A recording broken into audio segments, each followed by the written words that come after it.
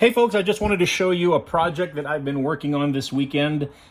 This is a retheme of a game called Lord of the Rings, the Adventure Deck card game. And it's basically a filler game where you go through the story of Lord of the Rings through a deck of cards.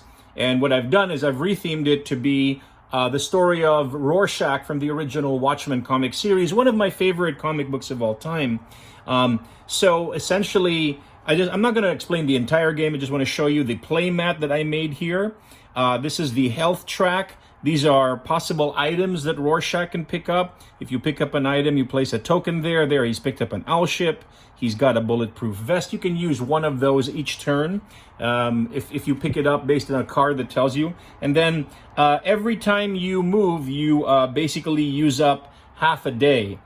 So day, night, and then every basically night you can heal. And then there are assassins that you come across in this deck, and if you come across 4 assassins, every time you come across an assassin, you place a token, and if it ever gets to 4 tokens, then that means that you die. Your investigation starts here, and if you're lucky, it'll end here. Now, I'll show you some of the cards. So there's a hidden mastermind card. This is a quote from Rorschach. On Friday night, a comedian died in New York. Somebody knows why. Down there, somebody knows.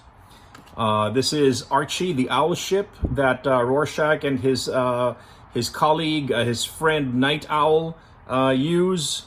Dr. Manhattan is another character. He has the ability to teleport, so this is a card that teleports Rorschach out of harm's way.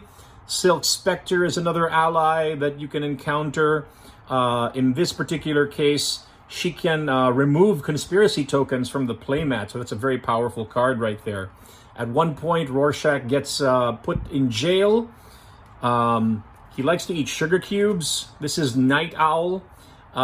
So someone is killing masked adventurers, shadowy forces rising, enemies surrounding you, and an old friend shows up to help.